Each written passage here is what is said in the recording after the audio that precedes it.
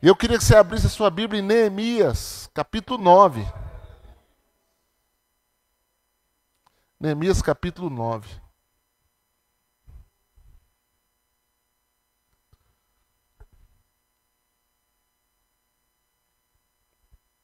Alguém acorde o som ali?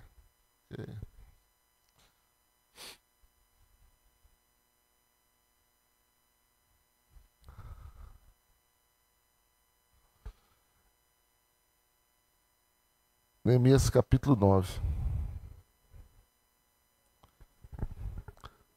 Se você pudesse colocar em pé.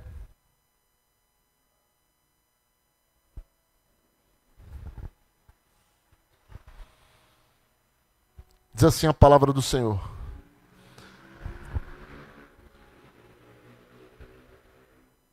No dia 24 deste mês, se ajuntarão os filhos de Israel com jejum e pano de saco, e traziam terras sobre si.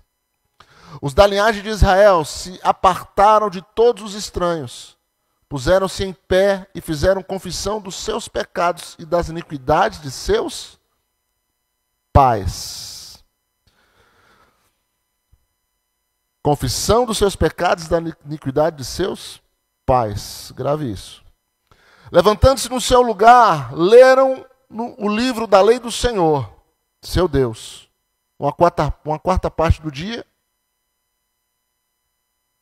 Em outra quarta parte deles fizeram confissão e adoraram o Senhor, seu Deus. Vou ler de novo esse versículo. Levantando-se do seu lugar, leram o livro da lei do seu Deus, uma quarta parte do dia. Em outra quarta parte deles, do dia, fizeram confissão e adoraram o Senhor, seu Deus.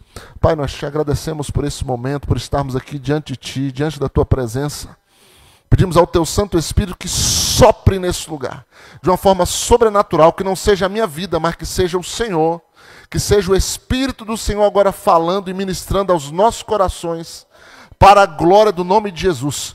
E, meu Deus, em Teu nome nós resistimos e mandamos embora toda ação demoníaca, todo espírito contrário que quer roubar a Tua palavra, que quer, ó Deus, trazer algo de prejuízo para o Teu corpo, para a vida dos Teus filhos.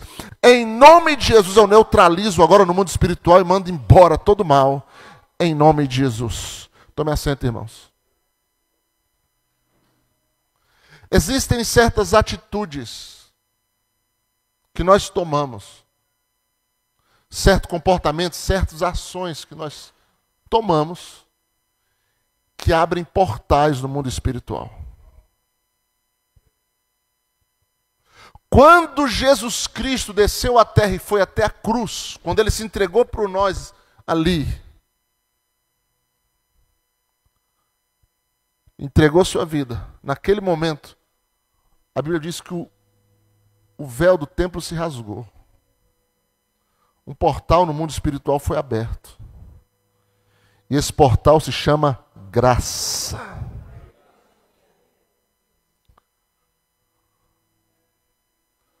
Certas atitudes nossas abrem portais. Você vê que na primeira oferta que foi oferecida, Abel foi aceito, Caim não. Por quê? Começa com a atitude do coração, que é pesada diante de Deus. Depois, como a maneira que se aproxima de Deus. Porque só o coração ter boa intenção não é suficiente. Davi tinha muita boa intenção em trazer a arca, só que ele trouxe da forma errada. Então, além da boa intenção, existe a maneira. Abel tinha a boa intenção e a maneira de se aproximar, que foi através de um sacrifício, de um sangue derramado. E aquilo subiu na presença de Deus, moveu o mundo espiritual. Eu quero falar algo nessa noite, que é algo muito poderoso para nossas vidas. que abre um portal tremendo no mundo espiritual. E eu tenho certeza, se você entrar comigo nessa palavra, se você caminhar comigo naquilo que Deus está falando, a partir de agora, eu tenho certeza, sua vida não será a mesma mais. Eu quero falar sobre algo chamado Yom Kippur. O que é isso, pastor? Isso é de comer, passar no cabelo? O que é isso? Realmente fica difícil pro nível hoje, né, que as pessoas quase não leem a Bíblia. Então, para você falar de uma palavra dessa, realmente fica estranho. Ainda mais uma palavra que tem um significado. Que é uma palavra hebraica, que significa dia do perdão, ou dia da expiação, ou dia do jejum. Era um dia que Deus separava exclusivamente para a nação inteira se reunir e se consertar com Ele. Quando isso acontecia, irmãos, nossa, um portal do céu era aberto sobre a nação.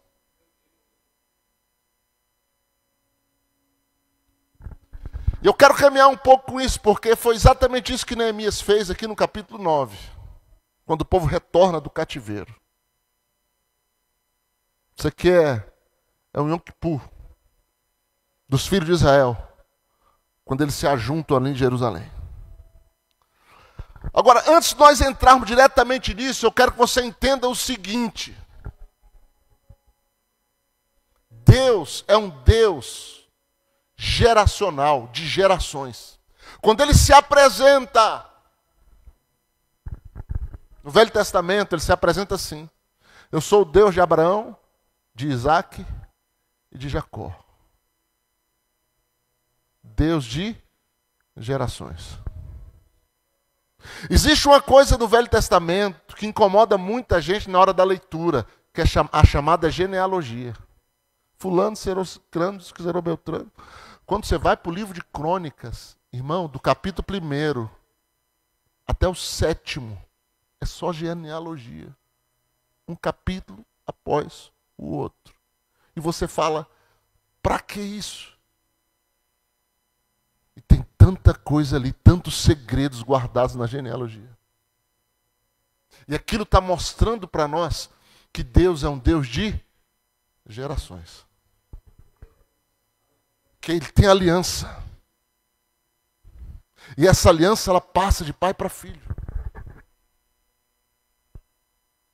Quando Jesus, ele inicia o seu ministério, uma das maneiras que ele era identificado era como filho de Davi. Filho de Davi. Por que filho de Davi? Ele não era filho de Davi, ele era filho de Deus, humanamente, José e Maria. Mas por quê? Por causa de uma linhagem. Por causa de uma promessa. Por causa do que Davi representava para a nação. E do que o Messias representaria quando viesse. Um rei. Um salvador. Um libertador. O Messias. Então assim ele era identificado, assim ele era conhecido.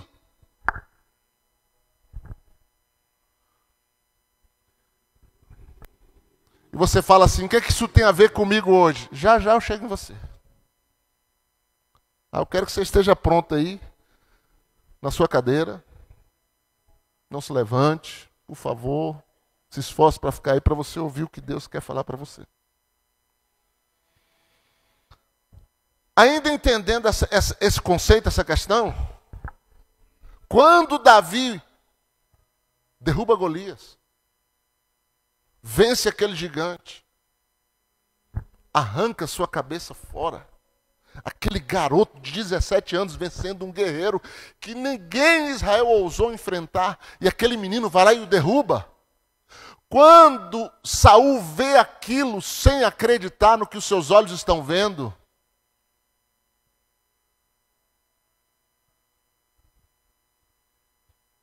ele não pergunta, quem é esse garoto? Como é o nome dele? pergunta de Saul é: de quem esse garoto é filho? Quem é o pai desse menino? Ele é filho de quem? E Abner responde para Saul: ele é filho de Jessé, o belemita, aquele que veio de Belém. A questão geracional ela é extremamente forte na Bíblia, você não tem noção disso. E você vai entender aqui nessa noite, porque que muitas coisas na sua vida, ela tem certos reflexos. Muitas coisas na sua vida você não entende, você não compreende. Muitas coisas na sua vida acontecem, às vezes sua vida é travada, mesmo você sendo crente. Irmão, o que tem história de crente com problemas, tomando remédio, indo para psiquiatra. E ele não sabe que a resposta está na geração.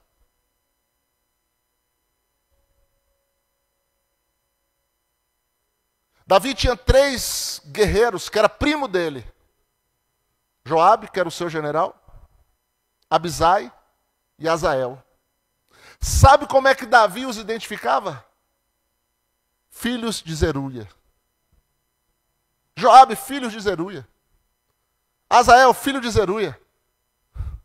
Por que filho? Você vai saber. Nós temos uma ligação geracional que você não tem ideia. Mas hoje você vai descobrir. Os nossos relacionamentos com os nossos pais é determinante para a nossa vida. É determinante para a nossa vida, nossos relacionamentos com os pais. Isso é tão importante, isso é tão sagrado. Isso tem um peso tão grande, que a Bíblia tem 613 mandamentos. Quantos que eu falei? 613. Segundo a tradição judaica, era o número de estrelas que haviam no céu quando o povo saiu do cativeiro. 613 estrelas tinha naquela noite no céu. E Deus deu a ele 613 mandamentos. Dos 613, o primeiro mandamento que aparece, trazendo uma promessa junto, é honra pai e mãe. Efésios 6, versículo 2. Honra teu pai e tua mãe, para que te vá bem. Versículo 3. Para que prolongue os teus dias sobre a terra. É o primeiro mandamento que vem com promessa. É esse. Ele está ligado aos seus pais.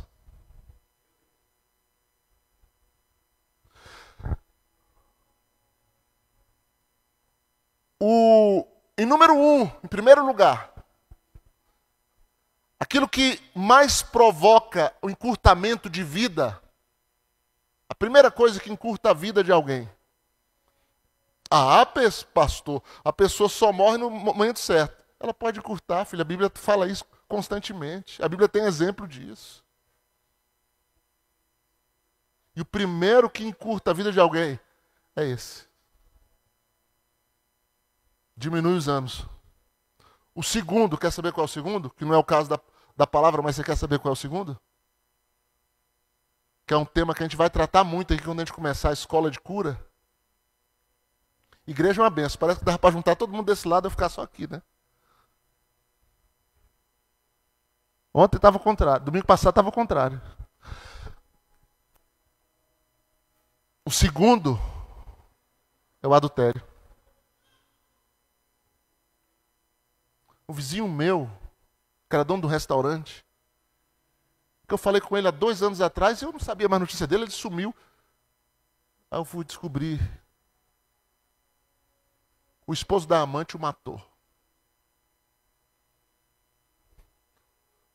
Mas isso é outro assunto. Isso vai aprofundar na questão familiar quando nós formos tratar da escola de cura agora em agosto, aqui pela manhã, na escola bíblica.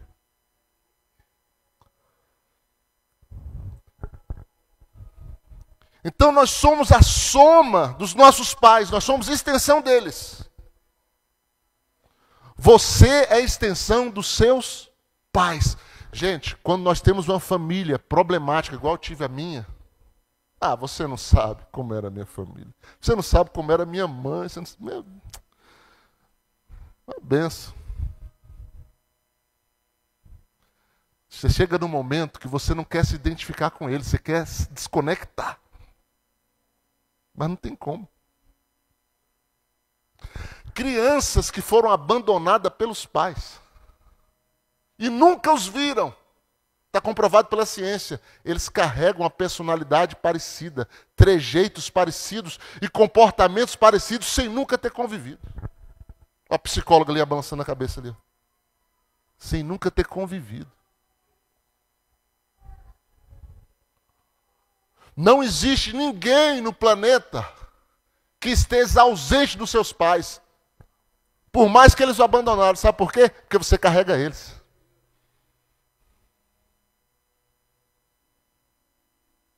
Você carrega eles. Querendo ou não.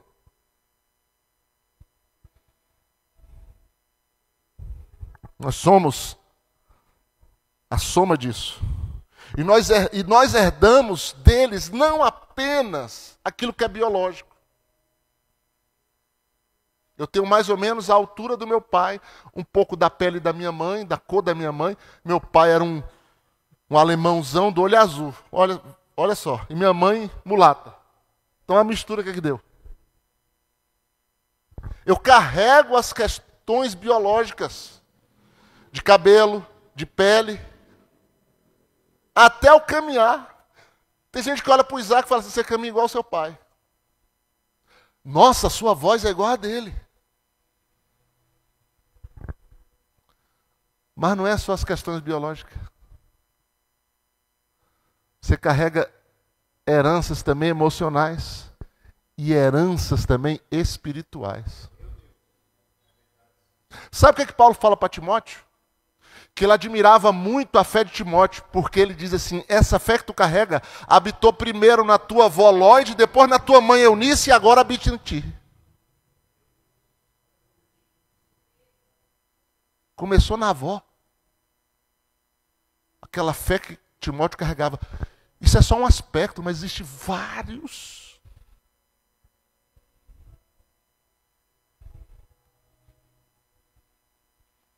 E hoje, irmãos, olha só como o diabo é um safado. Hoje, onde nós vivemos o tipo de família mais disfuncional de todos os tempos. Nós vamos estudar aqui os 5 tipos de família, começando da rural. Até vou chegar na família de hoje. Que infelizmente é uma bagunça. E aí, a gente chega nessa realidade, onde a igreja está vivendo nessa realidade, inserido nesse contexto. E o diabo amordaça a boca de líderes para não falar sobre isso. De pastores para não falar sobre isso. Está tudo bem, ora por bênção, ora por isso, por aquilo. Não, está certo, vamos orar, vamos quebrar o pau aqui contra o Satanás e contra as obras dele. Bacana. Mas quem é que trata das pessoas? Quem é que trata das famílias? Quem é que trata dos abusos? Quem é que trata das pessoas doentes que estão na igreja, não sabe por quê. E não tem oração que resolva.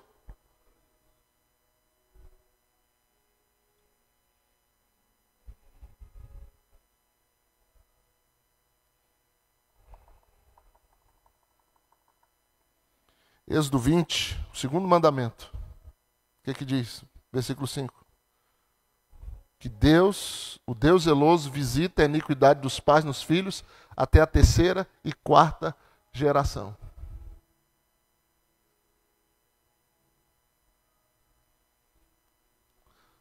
Pecados acompanham gerações. Padrões de comportamento acompanham gerações.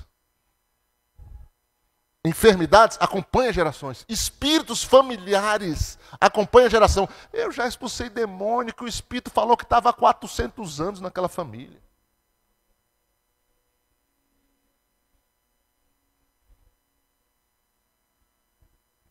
Acompanha gerações.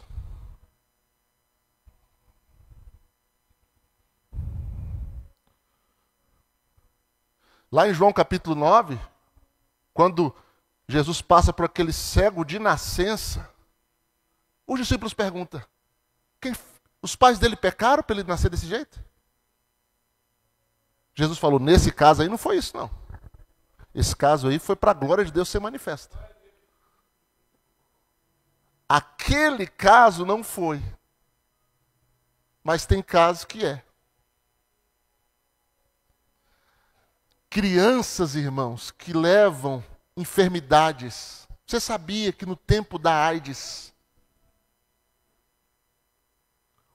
quando a AIDS não tinha cura, as crianças que eram geradas, elas carregavam o vírus do pai e da mãe, elas morriam cedo, com 5, 6 anos.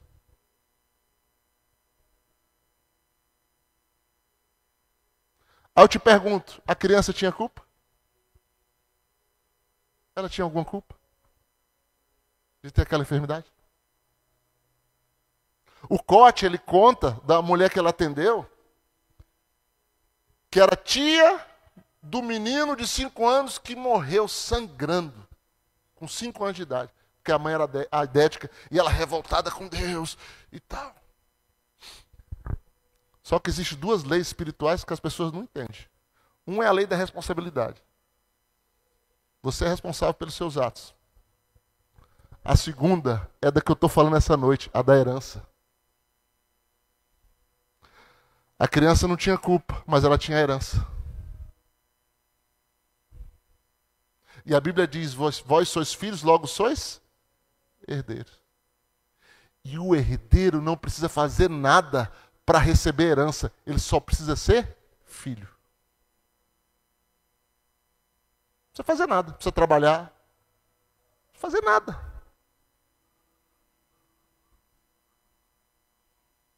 Basta os pais saírem de cena, a herança é dele. Se a fonte daquela herança foi justa, se a fonte daquela herança foi iníqua, não interessa, ele é herdeiro. Cai sobre ele.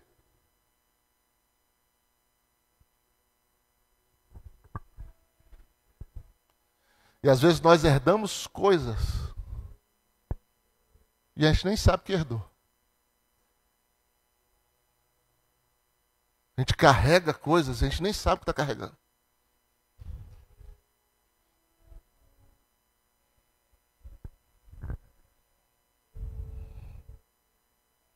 E a gente vai repetir inconscientemente os mesmos padrões de comportamento dos nossos pais. Padrão de comportamento, padrão de temperamento, padrão de sofrimento.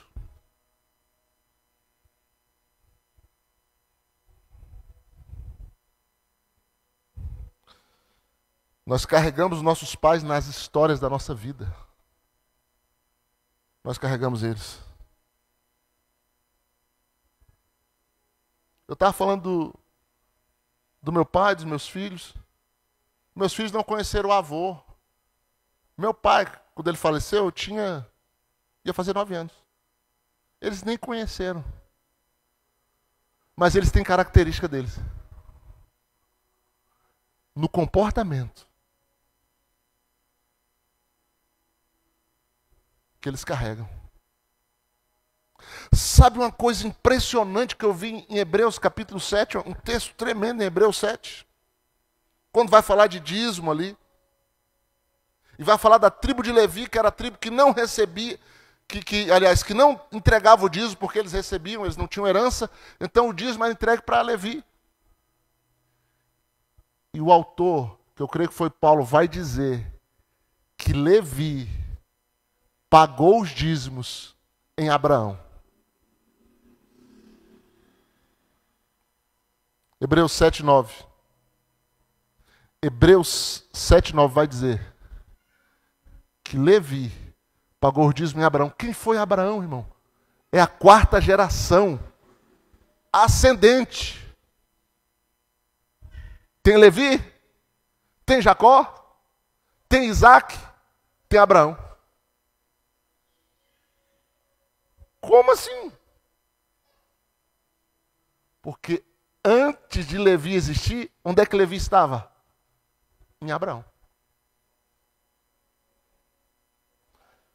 Antes de você chegar aqui, você estava onde? Em seus pais. Você fazia parte deles. Antes de você existir. E eu vou dizer uma coisa aqui, irmãos, olha, que é extraordinária. Você, no momento que você foi gerado pelos seus pais, naquele momento da intimidade dos seus pais, se aquela intimidade fosse interrompida por alguma coisa, algum imprevisto, uma emergência, o telefone tocou, o vizinho veio bater na porta, se ela fosse interrompida, e seus pais se juntassem em outro momento, você não era você. Você era outra pessoa.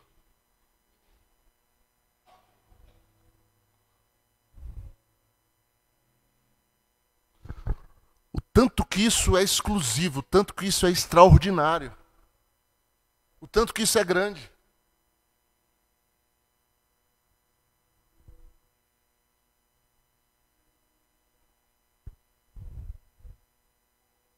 Nós carregamos, irmãos, os nossos pais. Por isso a raiz de todas as feridas, todos os traumas, todos os conflitos que nós vivenciamos, a raiz deles está nos nossos pais. Se eu não estou resolvido com os meus pais, eu não estou resolvido com a vida. Às vezes o marido descarrega na esposa o que ele queria descarregar na mãe.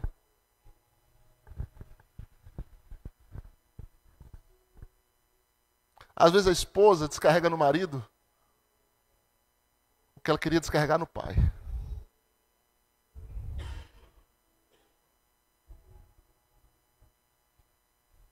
Às vezes o marido quer que a esposa seja a mãe dele.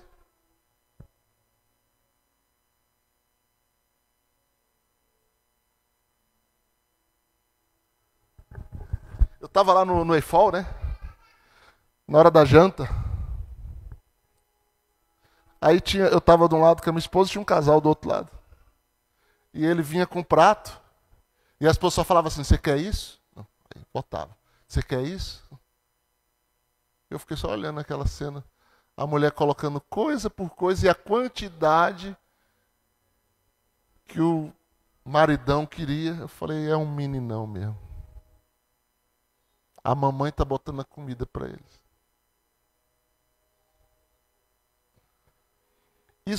Isso é uma palavra chamada carência.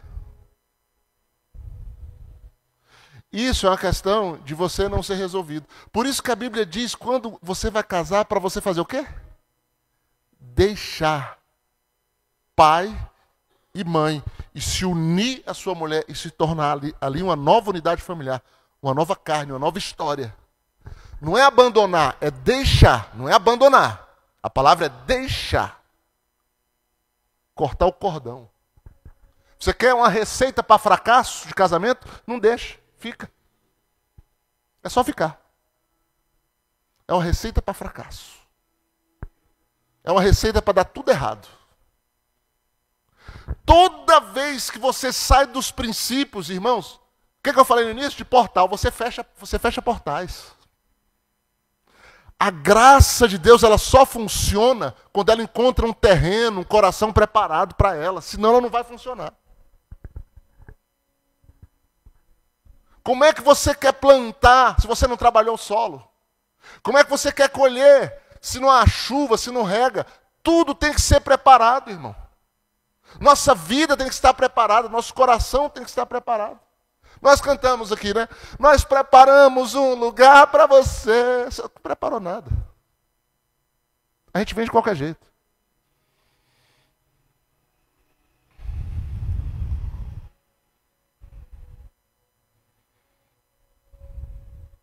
A gente entra nos relacionamentos despreparados e carregando toda espécie de problemática familiar mal resolvida.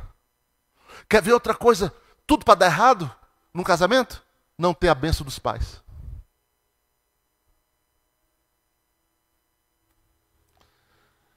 É outro caminho para o fracasso. não teve a bênção dos pais.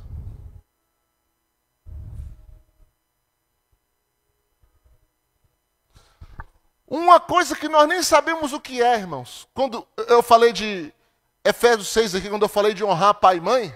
Ah, pastor, você está falando de Yom Kippur ou de culto familiar? Meu querido, o Yom Kippur, a questão do perdão, ela é geracional.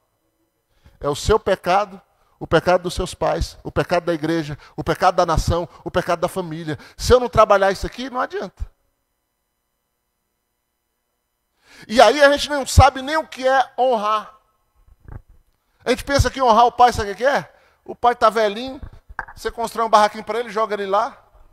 Aí meio-dia você dá uma ração, à noite você dá, leva o café. Depois que ele está fedendo lá, sem tomar banho, você dá um banho lá, correndo. Ah, mas isso dá muito trabalho. Reclamando, né, para variar. Veste a roupa, joga na cama. A gente pensa que isso é honrar pai e mãe. Isso não é honrar pai e mãe. Não é. Isso você está tentando lidar com a sua consciência. Você está tentando tirar algum tipo de cobrança da sua consciência, mas você não está honrando.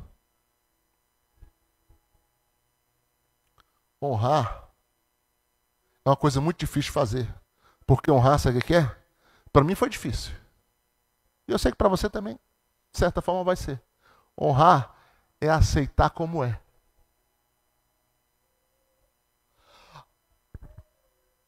Agora, falar isso para alguém que foi espancado pelo pai. Falar isso para alguém que foi abusado pelos pais. Que foi abandonado. Não é fácil. Mas a primeira coisa que a gente tem que entender é que nós estamos aqui por causa deles.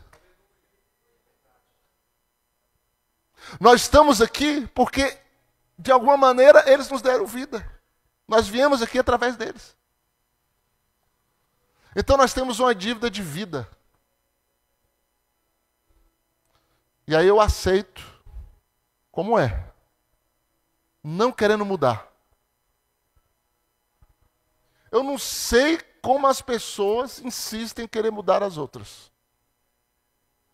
Desiste disso. Aceita como é. E no que diz respeito a pai e mãe, você tem que aceitar como são. Aceita como são. Perdoa. Yom Kippur. Yom Kippur. Pensa no que era aquilo, irmãos. Pensa na choradeira que era aquilo. Pensa no ajuntamento de famílias, de uma nação inteira, para ficar 6 horas. Não é 2 horas que fica aqui e o povo bebe água 300 mil vezes e num domingo vem 3, não. Não, 6 horas. 6 horas ouvindo o livro da lei. A 4ª parte do dia, nós lemos em Neemias, ouvindo o livro da lei. Sabe por quê? Porque quando você ouve a palavra te confronta, a palavra vai te quebrando. A palavra vai preparando teu coração. 6 horas. Depois de 6 horas, mais 6 horas. Confissão, arrependimento e adoração. Pensa num dia. E tu sabia que até os dias de hoje Israel mantém o Yom Kippur? Não é doutrina para a igreja. Não é doutrina para a igreja. Isso é do Velho Testamento. Mas o princípio é totalmente cristão e bíblico. Não tem que reservar um dia igual eles fazem. Não. Mas nós temos que reservar o nosso dia, sim, de acerto de contas. Quando eu cheguei de viagem, eu juntei minha família 4 dias. Nós somos 4. Mateus tem Caldas Novas. Mateus vive viajando, né? Nós somos 4 em casa. Um dia fui eu. Outro dia foi a Cássia. Outro dia foi o Isaac. Outro dia foi o Tiago. E no 5º dia, a família toda. Foram 5 dias. Confissão, reconhecendo culpa. Fazendo um mapeamento. Falei, rapaz, quando você era pequeno eu fiz isso. Eu brigava com você no berço, para você dormir. Me perdoa. Tratamento.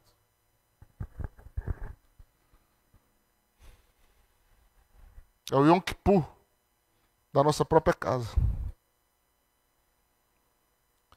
Você sabe o último versículo do Velho Testamento, o que ele fala? Malaquias 4:6?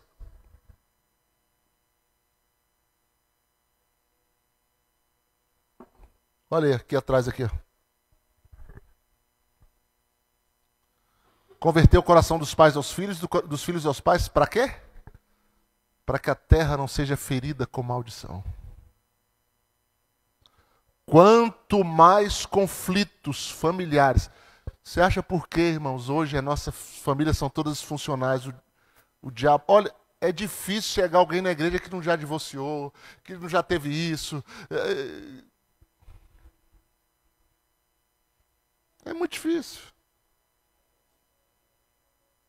Quanto mais conflito entre pais e filhos, mais maldição se espalha na terra. Mais violência, mais enfermidade, mais guerra, mais tudo que é ruim.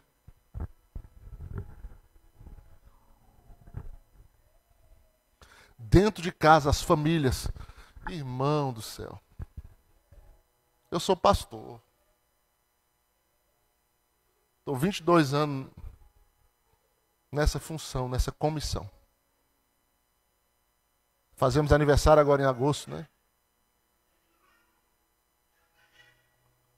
E o que eu sei de história de colegas, de pastores, que os filhos saíram da igreja e se desviaram. Sabe por quê? Porque o pai valoriza muito mais a igreja do que a família. Afinal, ele é pastor. Ele se preocupa muito mais com os irmãos da igreja do que com os filhos.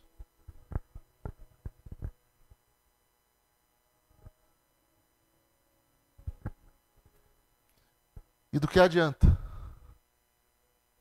Ganhar o mundo, perder sua casa, perder sua principal igreja. A primeira igreja é a nossa casa. Todos nós temos uma igreja em casa. Os discípulos pregavam de casa em casa. Então Deus institui o Yom Kippur ali no Velho Testamento. O dia do perdão, o dia do jejum. Uma assembleia solene que reunia toda a nação para um dia de conserto, dia de arrependimento, confissão e de tratamento profundo. A confissão da nação dos pecados geracionais foi estabelecido como estatuto perpétuo, que até hoje Israel observa. É claro, irmãos, que eu reconhecer os pecados dos meus pais e confessá-los aqui na igreja, o que eles fizeram de errado, como por exemplo eu falar assim: Senhor, perdoa meus pais porque eles não me conduziram no teu caminho. Eles me conduziram na idolatria. Perdoa eles. Isso não vai perdoá-los, porque eu que estou conversando, mas isso abre um portal de graça para que eles encontrem graça. Isso abre um portal de graça. Eu tive na igreja do pastor Lobo, Oswaldo Lobo. Fiz até o vídeo lá da salinha das crianças, né, que é maior que isso aqui. Maior que esse templo. 1.800 pessoas. Ele disse que foi antes de 4 anos, 3 anos e meio, de 200 para 1.800. Mas sabe uma coisa que ele faz lá, toda segunda-feira? Ele se reúne com os obreiros e começa a confessar os pecados da cidade. E eu estudei no passado, um passado breve agora, a gente estuda, vê as coisas, e depois que a ficha vai caindo só com o tempo. Tem gente que está ouvindo aqui que talvez a ficha caia só depois. Eu espero que caia hoje, né? Em nome de Jesus. Amém? Amém? Deixando cair aí o que vem de Deus na sua vida. Então eu estudei há pouco tempo vários avivamentos recentes da Ilhas Fiji, outros avivamentos em que as igrejas se reuniam só para confessar pecado da cidade. Confessar os roubos, os assaltos, as corrupções, pedir perdão a Deus, misericórdia a Deus, pela cidade, pela nação. E Deus começar a visitar aquele lugar.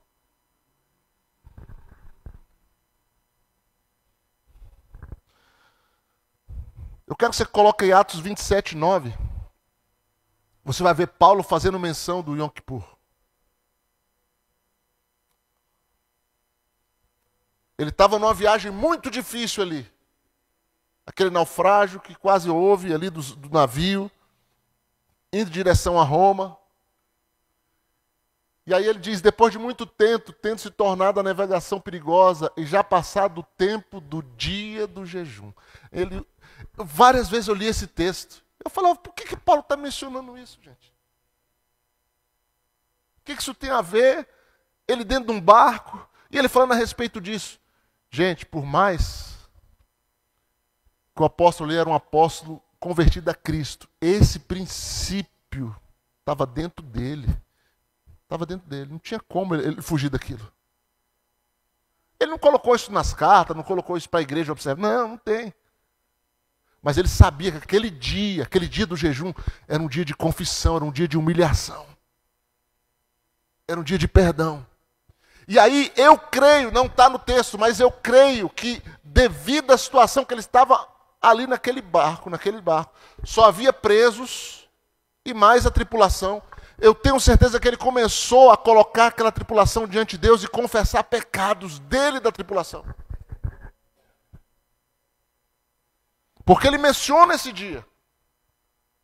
Então ele entra em oração e fala, Senhor, perdoa esses homens. Senhor, tem misericórdia. Senhor, alguns deles são criminosos, mataram.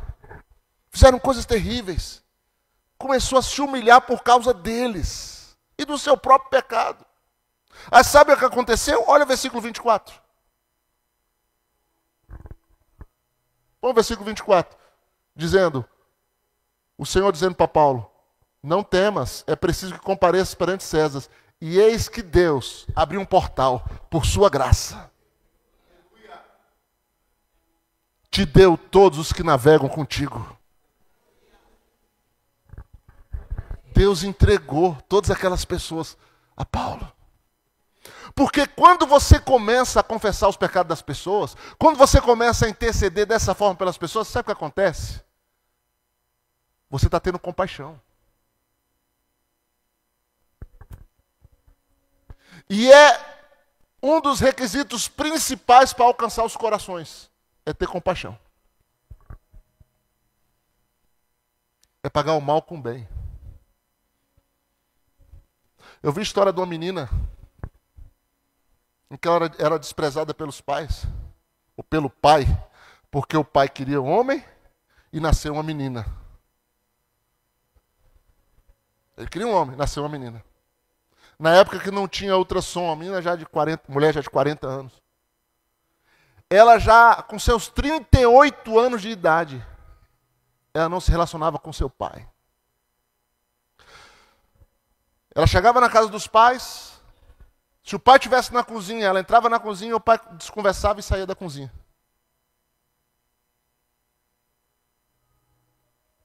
Chegava na sala, a mesma coisa. Ela já não aguentando mais, ela participou de uma reunião parecida com essa aqui que você está participando hoje, onde você vai entrar no seu Yom Kippur e no seu dia de concerto com seus pais, com a sua família e consigo mesmo diante de Deus. E o pastor falou para ela no final, filha, aceita ele como é e perdoa ele. Um belo dia, ela chegou na casa dele, ele estava na cozinha, ele já ia sair. Ela falou, pai, quero falar com o senhor. Pai, eu sei que o senhor queria um homem. Eu sei que o senhor me rejeita por isso, mas eu perdoo o senhor. E eu quero dizer que eu amo o senhor e eu aceito o senhor porque o senhor é o meu pai. Ela só falou isso. E ela foi saindo. Quando ela foi saindo, ele falou, não, espera, vem aqui.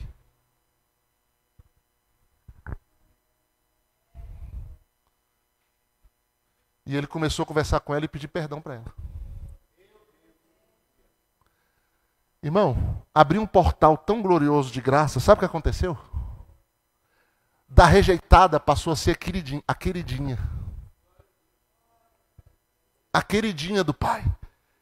Ele viajava, e olha, o pai ímpio, o pai não era crente. Ela sim sendo crente, o pai não. Ele viajava para jogo de futebol, para estádios, para não sei mais o que do país. Ele falava, filha, estou indo para tal lugar. Já comprei a tua passagem, já reservei o hotel. Ela, que bom, pai, eu vou com o senhor. Passou a ser a queridinha. Irmão, você não tem noção do poder do perdão. Você não tem noção do poder de você aceitar a pessoa. Você quebra ela todinha quando você fala isso para ela. Eu sei que tu magoou, eu sei que tu foi injusto comigo, mas eu te aceito assim e eu te perdoo. Você destrói o coração dela.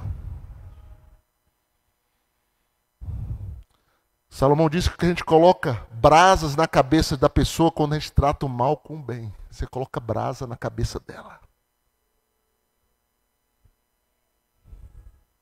Imagina a pessoa com brasa na cabeça. É o que acontece quando você paga o mal com o bem.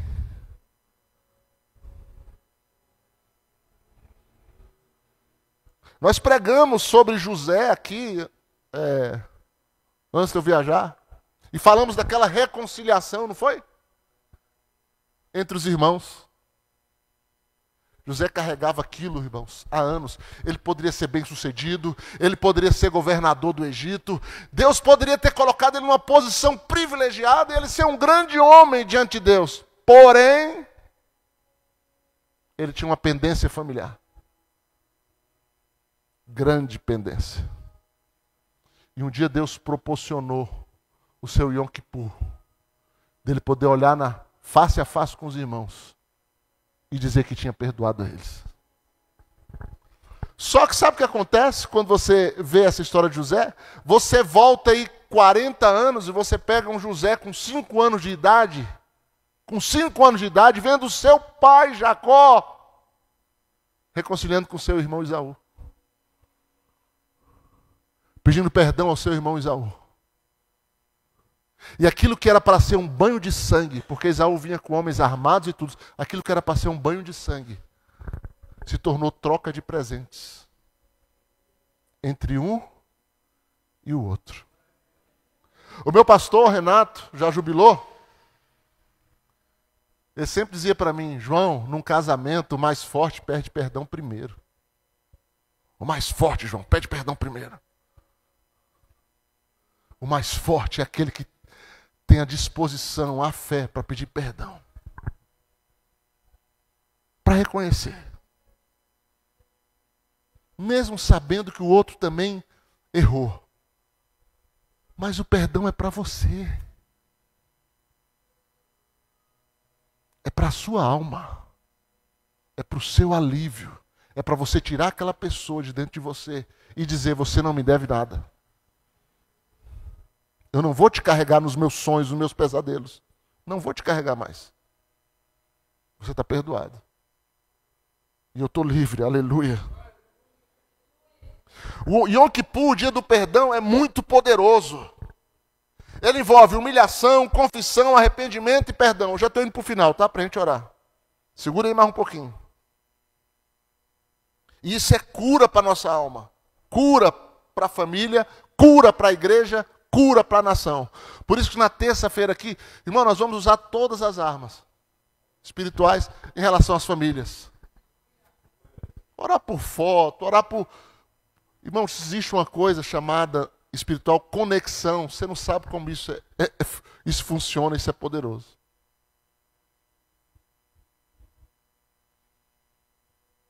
Nós vamos confessar as culpas e vamos buscar diante de Deus. Os ninivitas, irmãos, eram grandes pecadores diante do Senhor. E Jonas foi para lá para pregar uma mensagem de juízo, que Deus ia julgar os ninivitas. Que Deus ia julgar eles. E o que eles fizeram? Na ignorância. Eles não eram do povo de Israel, eles eram ímpios. Mas o que eles fizeram? Coloca aí, com esse texto a gente vai encerrar. Jonas 3, verso 5. O que eles fizeram? Eles fizeram um Yom Kippur sem saber o que estava fazendo.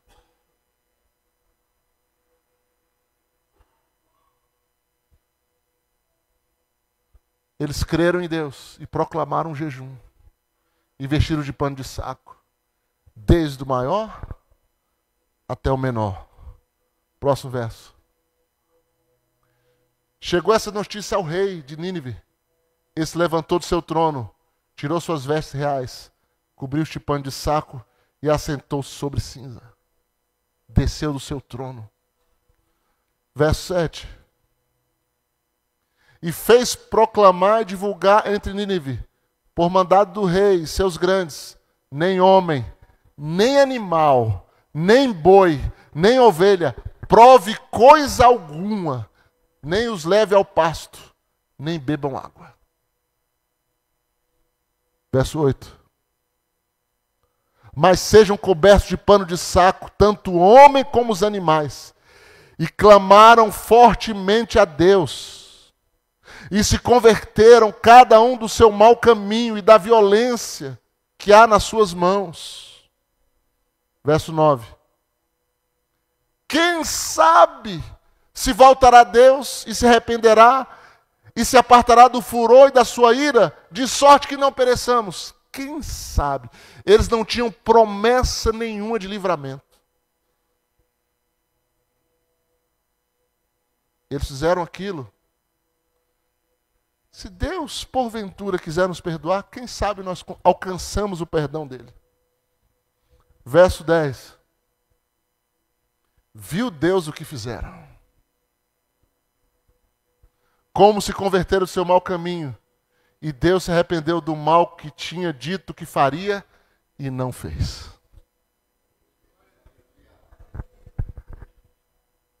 Irmão, se uma nação ímpia, uma nação pagã, reconheceu, se arrependeu, buscou, se converteu, reconheceu, confessou, ela obteve misericórdia, que dirá o povo dele? Que dirá nós?